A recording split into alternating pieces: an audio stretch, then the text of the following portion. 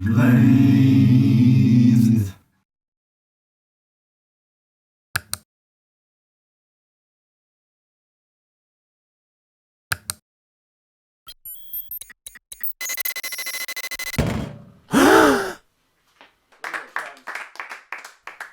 I'd like to pontificate for a moment my firm belief that as a species we have a particular inclination towards things that are small.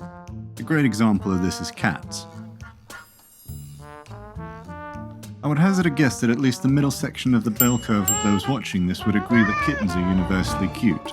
Some of you might even apply this to human offspring. I'll then add further to this exposition that the same logic can apply to inanimate objects. Allow me to show you.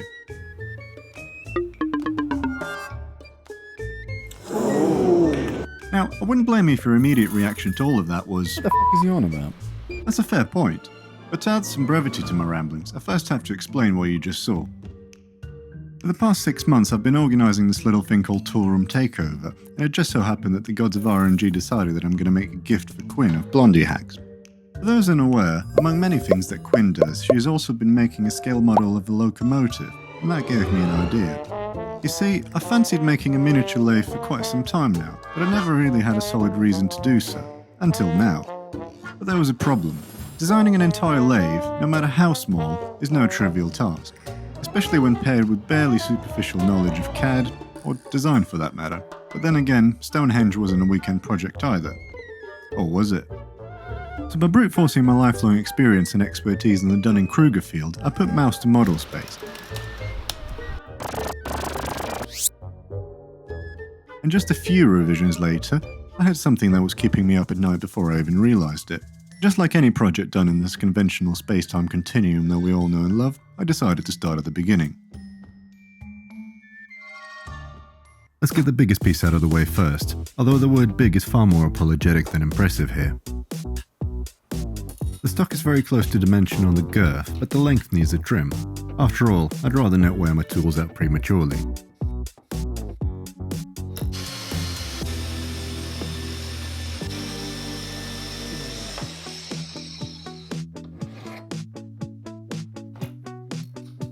Since the saw cuts about as square as an obtuse triangle, I left some material on the end to sneak up on the dimension.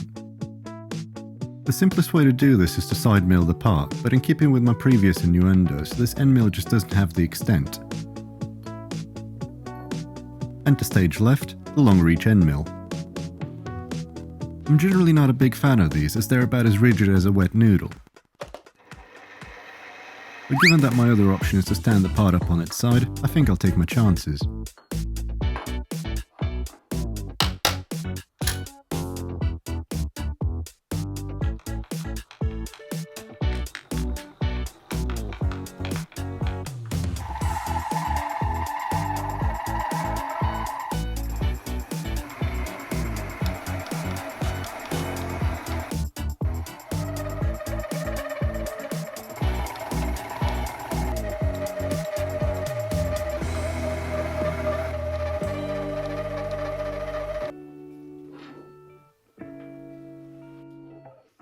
Got a fair bit of material to remove here, which means winding the handle enough times to give me RSI, and that doesn't sound like a lot of fun. As my luck would have it though, Walker Machine Tools got in touch. Turns out they're quite fond of my videos and supplied me with this power feed unit. I got so excited about it that I actually forgot to press record when fitting it, but suffice it to say, it was a very smooth process, once I remembered how to read. There was something else in the care package, but we'll get to that in a bit. Now, full disclosure here, Walker did send me these tools for free, but I'm not being paid to say any of this. If you're looking for quality machines or machine tools, you should check them out. Not only do their machines get inspection reports done by a real person, they also stock any spares you might need if something goes horribly wrong. Say for example, you cook your spindle motor. But who would do that? And now that I'm fully equipped, let's make some chips. As far as quality of life upgrades go, this is probably right up there with having a dǝǝРɔ. I don't really know how I survived this long without one.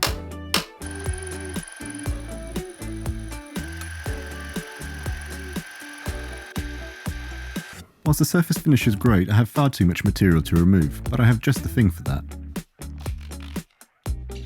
No wait, not that one. There we go. The ripper end mill functions much the same as a normal one, but the flutes are serrated, which reduces the cutting load on the tool by breaking up the chips. It doesn't leave a great surface finish, but for removing loads of material, they're hard to beat. This isn't some sort of revolutionary new technology though. Real machinists have been using these for decades, but contrary to an unpopular belief, I'm not a machinist. I just play one on the internet.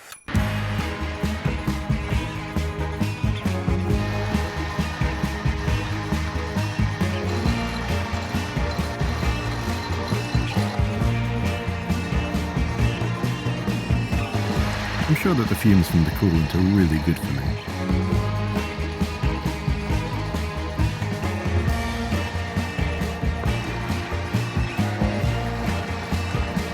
I had about 4mm of material to it. For those following along, that's about this much. Back to the face mill for that beautiful surface finish.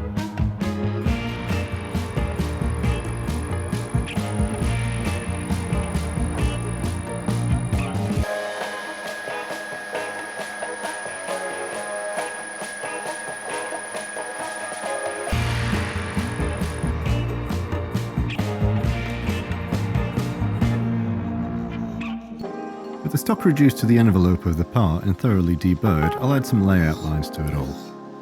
If nothing else, this should help those watching at home follow along, but also serve as a sanity check for me.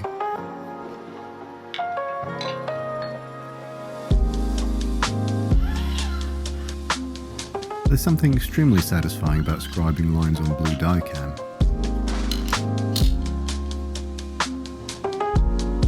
All that's left now is to sculpt away the unnecessary material.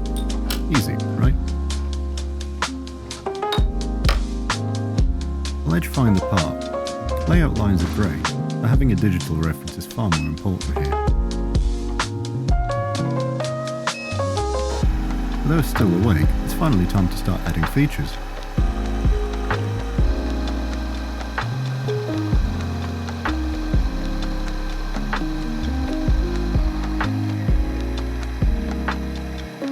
With a large portion of the unnecessary material gone, I can finally start adding features to make this look like a lathe bed, which means using this 1.5mm end mill.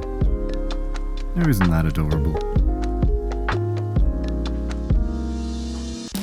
I first need to sharpen up the radius left by the larger end mill, and cut the tailstock guide channel. At least I think that's what's happening here. Camera focus was clearly not on the agenda. As tempting as power feed is, I don't yet have the courage to let it loose on delicate parts. And besides, this is actually one of those times where a small mill has an advantage, since you get a lot of feedback from the hand wheels. Or at least that's what I'm telling myself.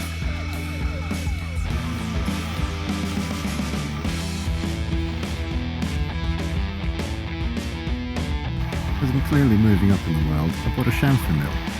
This is fantastic.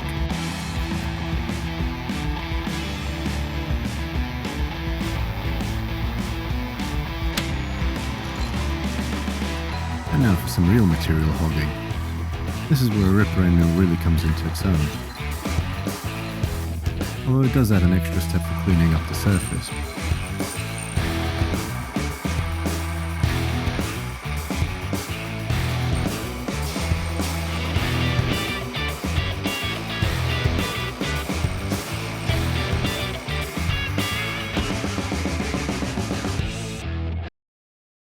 The last step in this setup is to cut the T-slots. Wait a minute, what's with the music? I'll turn to carbide for this, although there's a downside. You see, carbide really likes speed and rigidity, neither of which I have in abundance. The theoretical spindle speed for this should be something to the tune of 10,000 RPM. Well, that ain't gonna happen. Instead, I'll gingerly sneak up on the dimension by taking small cuts. Just need to make sure that the tool doesn't go anywhere.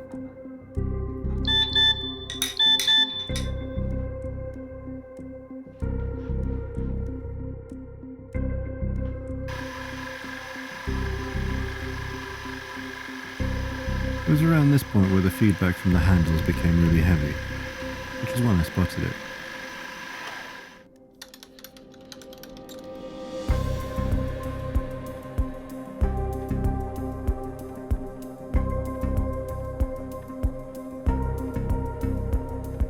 See, the thing about collets is that they require a little bit of thinking on the operator's behalf. Or proper tightening as the case may be. I'd like to say that I'm taking the Bob Ross approach of happy accidents here, but really, this will keep me up.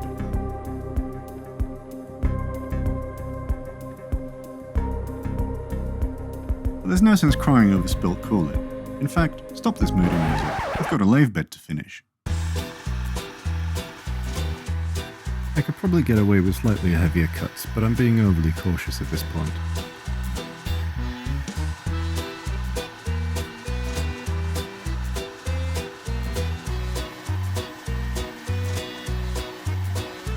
And breathe out.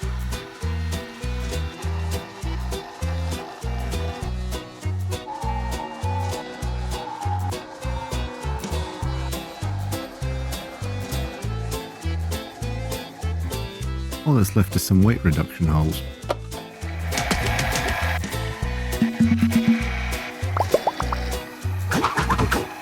And that's it for this setup. Next up, I'll flip the part over so I can remove majority of the material from the underside of the bed.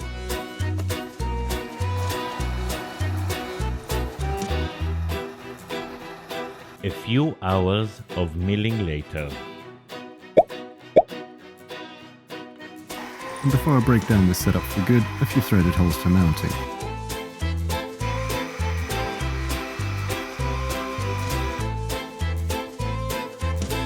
I'm going back now. Hopefully I didn't forget anything.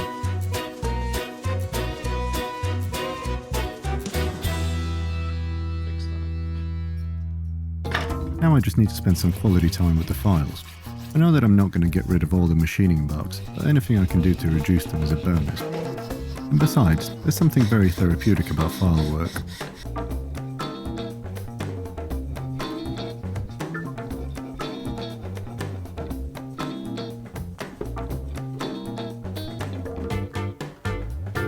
I originally wanted to make this chuck a 3-jaw self-centering type. However, I soon realised that this is way beyond my skill level.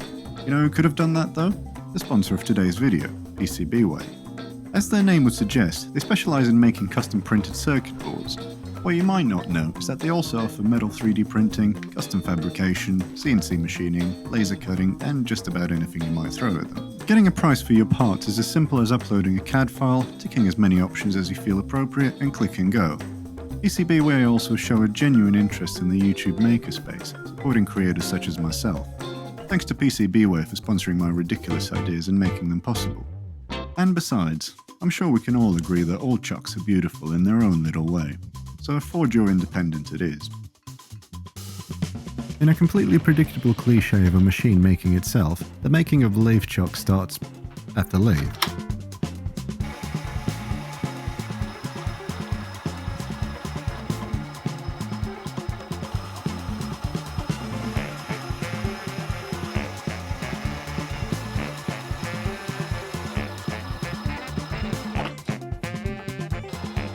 However, the excitement of finally doing some turning is short-lived, as I once again find myself at the mercy of 3 independent axes. Last time I needed a rotary table, I was faced with the fact that I haven't got one. Well, I listened to your comments and proceeded to pull the I'm a YouTuber card, which landed me this. Along with the power feed, Walker also sent me this rotary table. You know, I could most certainly get used to this. Thanks again to Walker. For those unaware, a milling machine can be split into 3 axes, X, Y, and Z. The rotary table acts as a 4th axis, or A, which gives me another degree of freedom. Every new axis that you add will grant you an extra level of control for the features that you make, as well as new headache thresholds.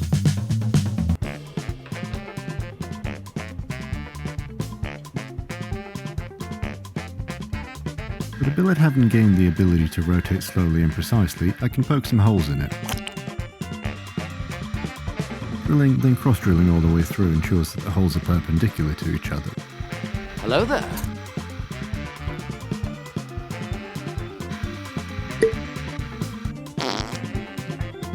To actually make it function, I tapped some M5 holes. Then got to do it 7 more times. I mean 3 more times.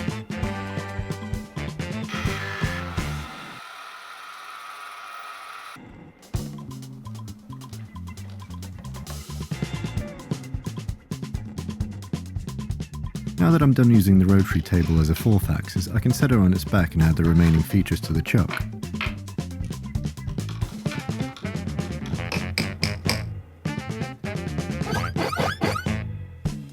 Since the rotary table is aligned with the mill, it's now just a vise with extra steps.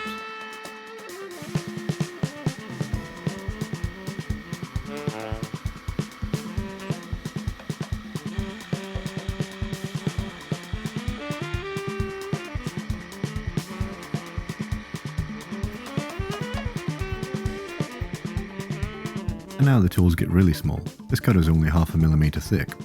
No pressure.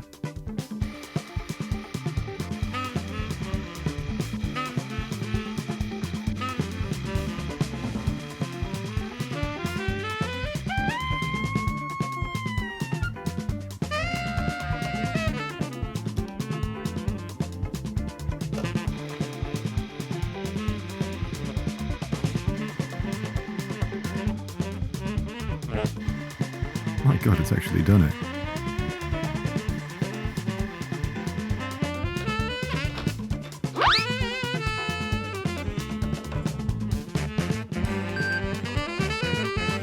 Feels like I forgot something. Oh well.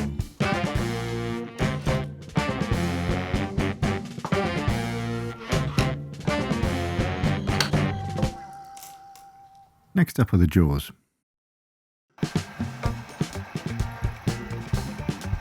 Riveting material squaring up footage. Secondarily to, of course, the paint dry channel.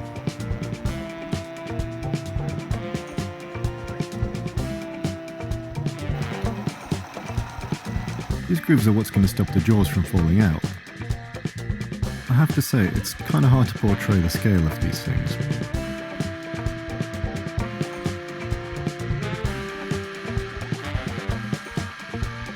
I need a quick lathe intermission.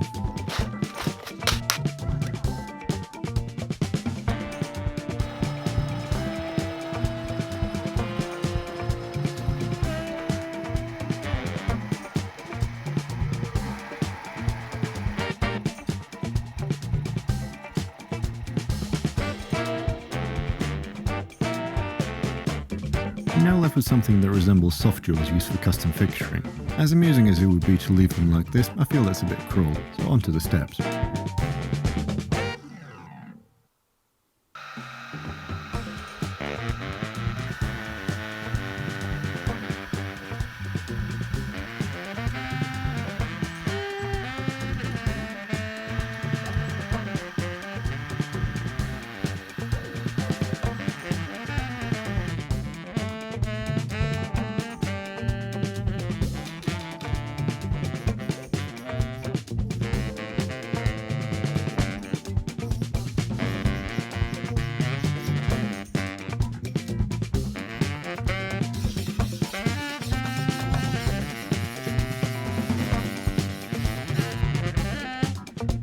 The last step is to add chamfers to these jaws. I could just file them, of course, but in for a penny, in for a pound, right?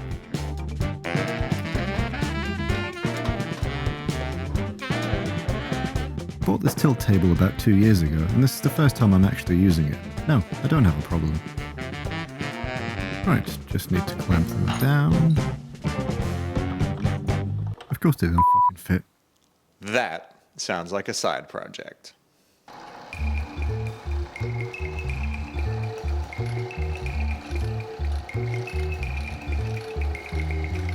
Just a quick T-nut and a toe clamp. Nothing to see here. Just a simple side project, all in the name of chamfers, of course.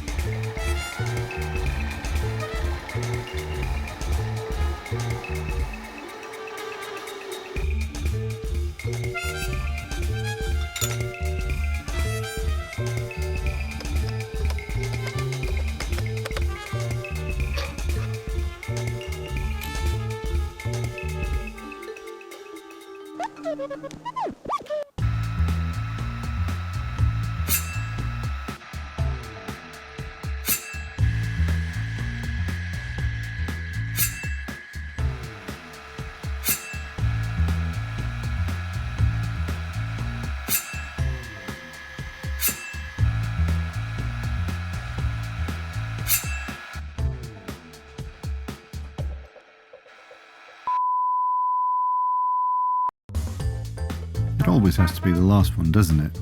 And of course it scrapped the end mill too, but luckily the damage is nothing some filing can't fix. So to cap it all off, here's some poetic symbolism.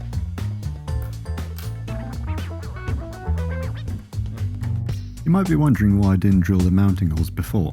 Hindsight, that's why. Although it is quite amusing to use the chuck to dial in a rotary table.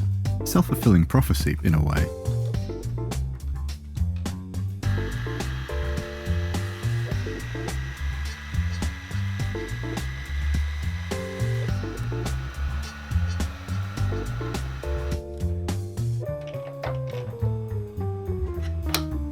Just need to part it off now.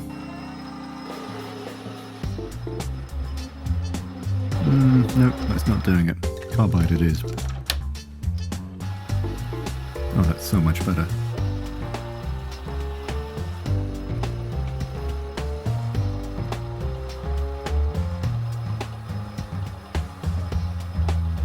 And Yahtzee.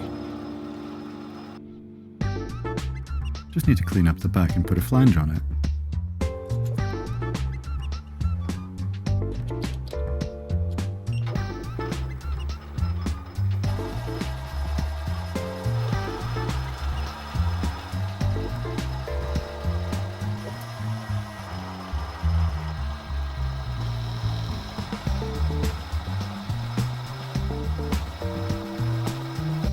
Oh, that's actually finished. Although it does need a spindle shaft to go with it.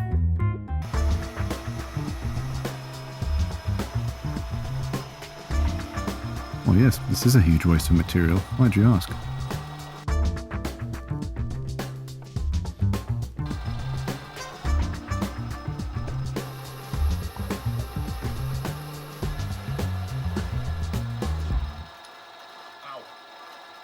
Note to self, metal parts get hot. The rest was just business as usual, so let's fast forward to the bit we've been waiting for. In case you're wondering, those are M2 screws in size 10 hands.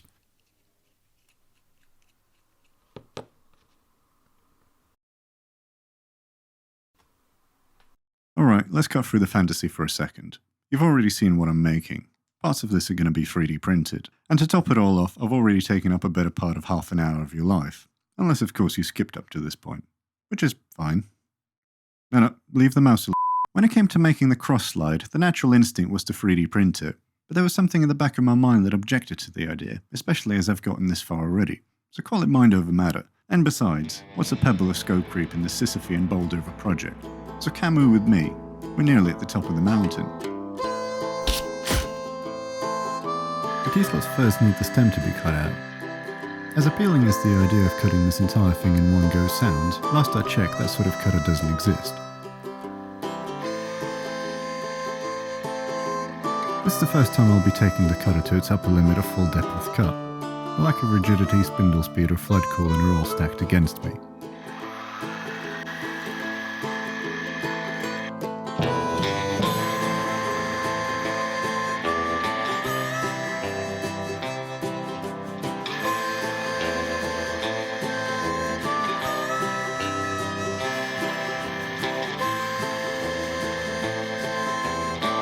My god, it's actually done it.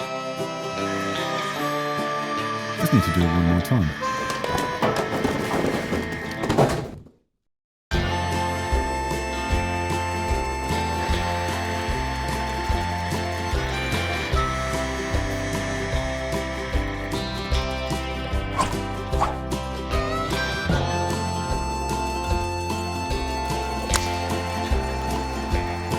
Once again, the ripper end just eats the material away like it's not even there.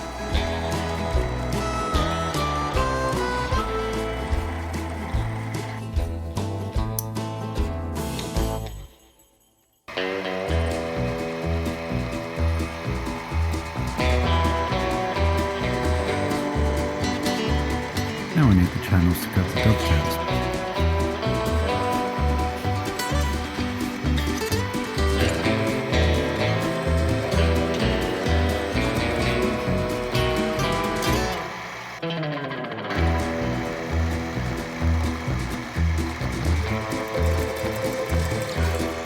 cut a dovetail before either, so let's see what happens here.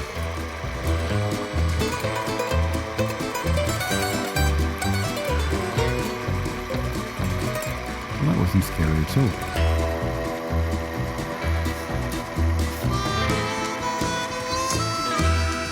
All that remains is the left-handed thread for the lead screw. I said left-handed.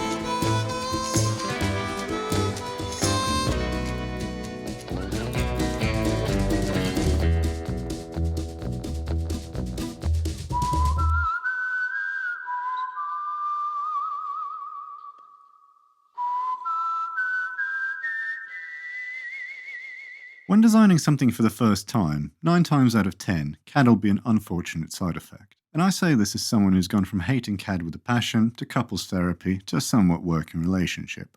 What I'm trying to say, in a completely roundabout sort of way, is that just like a relationship, the polished Hollywood equivalent that is YouTube doesn't always represent reality.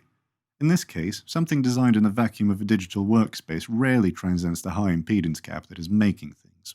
I designed this lathe with an electronic lead screw.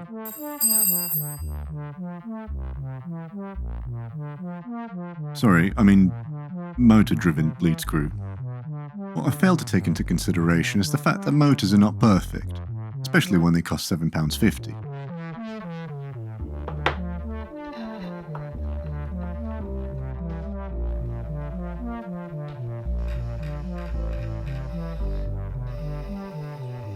Not only was the runout massively amplified by the threaded rod, it had about as much torque as a rice pudding skin peeler, which is to say, none at all. I'll be honest, I felt defeated. Hundreds of hours of planning and building only to be met with the magnitude of my own hubris. Looking back with hindsight, things like this are obvious. But you can't know what you don't know, and the only way to find out is to blunder into your own ignorance face first. But I dug this deep and I wasn't going to give up that easily, which is when it hit me. A solution, quietly sitting right in front of me the whole time. I took one of the motors apart, only to find that the drive gears inside it meshed perfectly with the lead screw. A mechanical coincidence so neat it feels like divine intervention. How's that for Deus Ex Machina? A quick redesign of the apron later, I have to say, this looks like it might just work.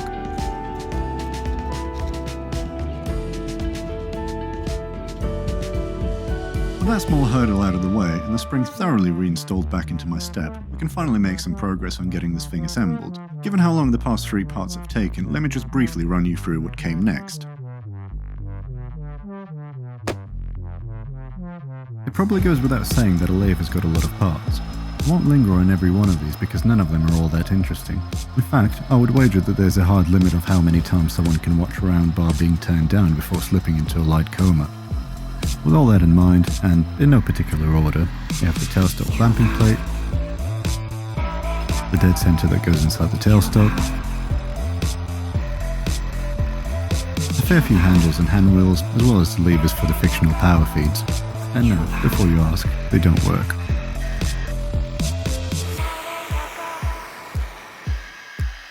Lastly, the pillow block that the lead screw rides in. This was also the very last operation to do on the bed.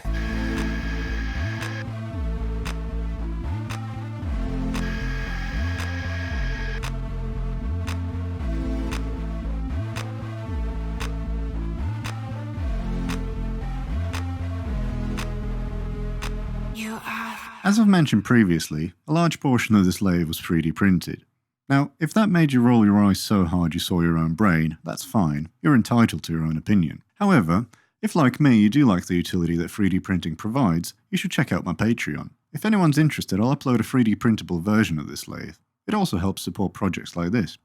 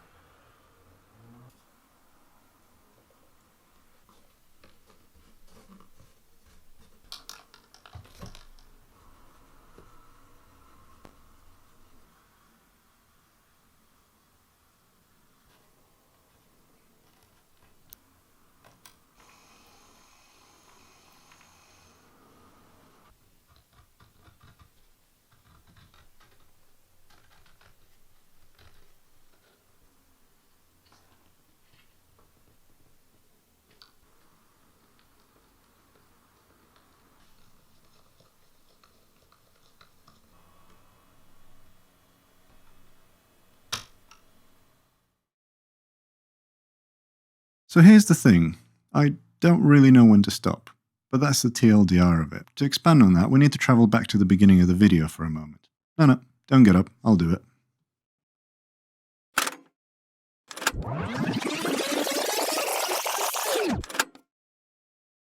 What you saw was the lathe model. What I purposely didn't show you was the rest.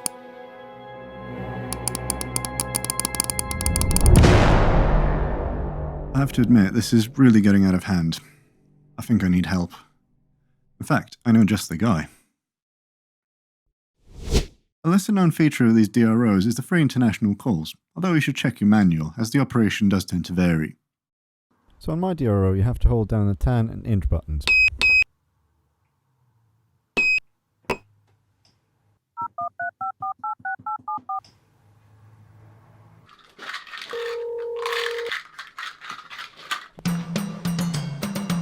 Crikey! I wonder who that could be. Hello, Governor. Oh, hey, Rowan.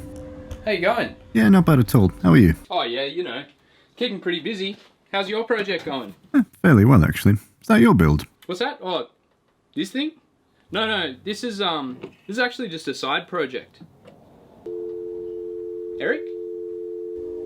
Hello? I rest my case. Sorry, that accent is really contagious. What I'm trying to say is that scope creep is a dangerous game, and I need to finish this video in... soon.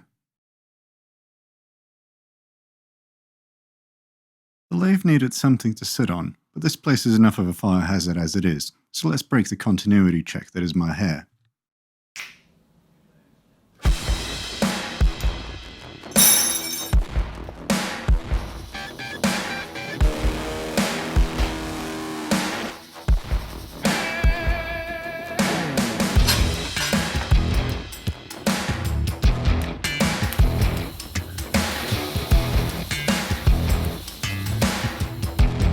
I know that some of these setups are questionable, but there's something to remember. For one, I'm not a welder, but also, this isn't a precision structure. Or, to put it bluntly, it's not that deep, bro.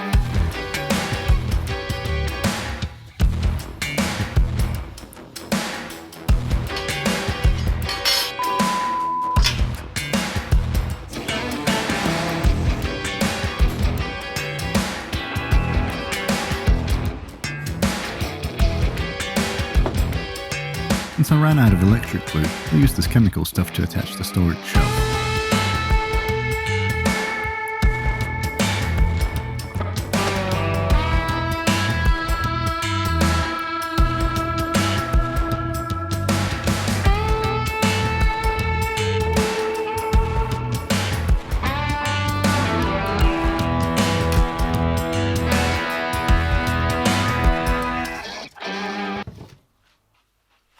And now for the part that I've been dreading the most, the electronics.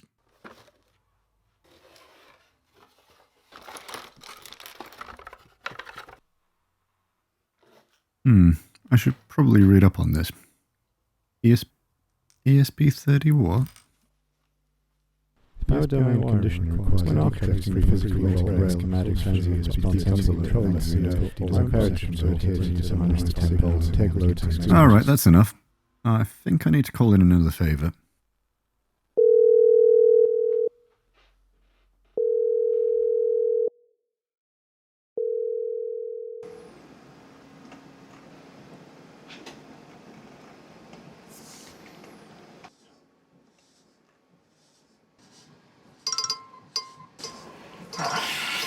Not again. You alright, buddy? Yeah, how's it going? Oh, that good. Alright, mate. Alright. Well, we can help with that. We can sort that out. It's not a problem. How quick do you reckon you can get here?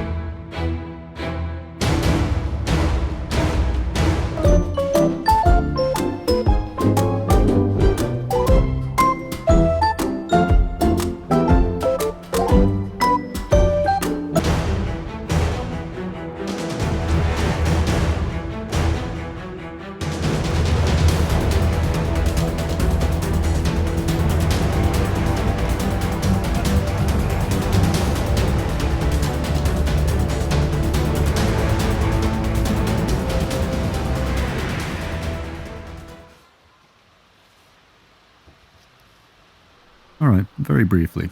I've got a Pro Micro running the show, an L298N motor driver which spins the chuck, and the Dolitech player module that does the sound. There's really not that much to it. I'll show you what it all does in a minute.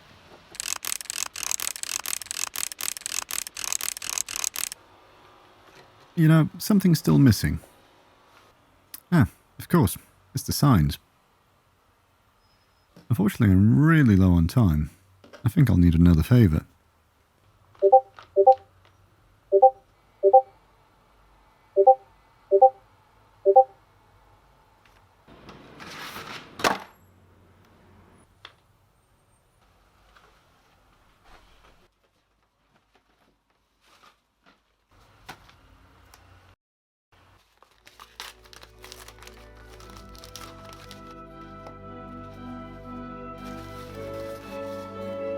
I have to say, you did a wonderful job on these. They look absolutely fantastic. I guess in a way these are like the proverbial cherry on the cake.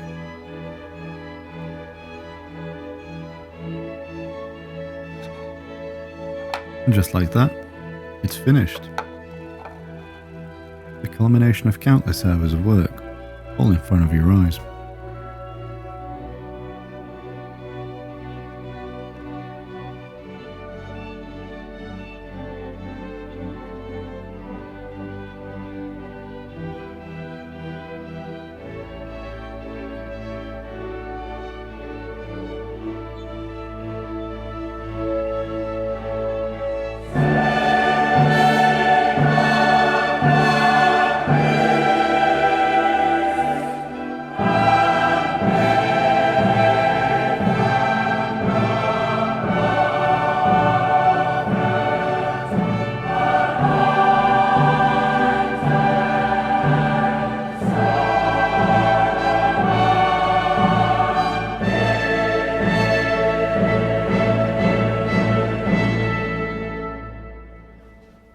Let's just get a quick inspection by quality control.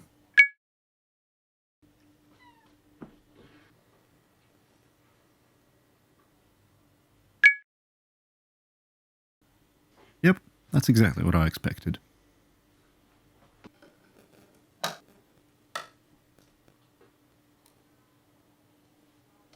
Before I box this up, allow me to run you through the features of this.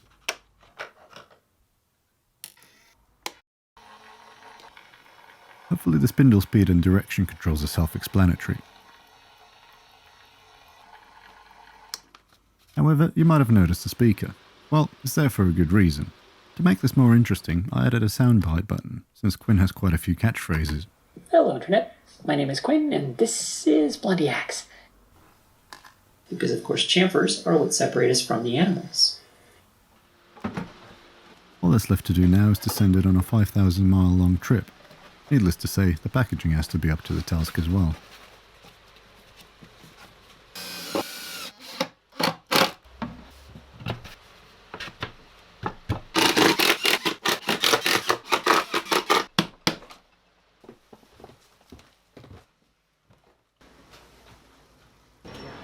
Good luck, little parcel. You know, I'm really happy that it's done and out of my hands now, but at the same time, the workshop feels empty. I suppose it's inevitable, and before I know it, I'll be back on the hedonic treadmill, looking for the next thing to work on. Although there's something cathartic about a major workshop tidy session after a big project is finished. It feels like ending a chapter on a book. And then you're just kind of left wondering, what's next? Oh, that's right, I almost forgot.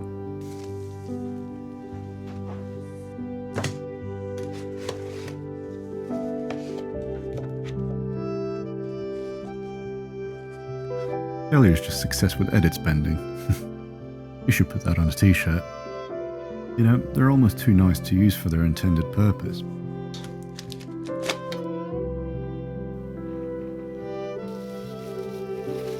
So, NBR tells me that this isn't a complete gift, but rather a part of something bigger. However, I do know that it's an electrical switch. I just have to decode it. I must say though, it's beautifully built and the detents feel amazing. Mind you, I wouldn't expect anything less. Okay, let's try this one. Nope. It's not this one either. Actually, I think I know what it is.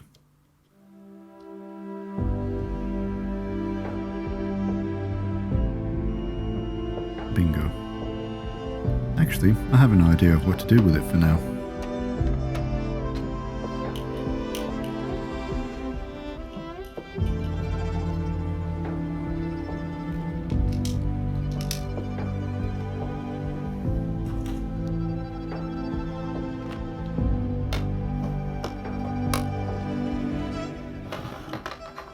Alright, we can dim the lights now.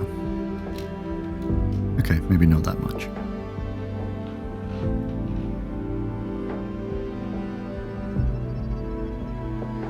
Thanks to NBR Works for my gift. I'm really looking forward to seeing the rest of it take shape. Now go watch his video and find out the whole story. Trust me, it's a good one. Also make sure to watch Quinn's video to see what she made, as well as her thoughts on the lathe. Or better yet, click the playlist in the description and binge watch the whole thing. It's in the community spirit after all. And as always, thanks for watching. I'll see you soon.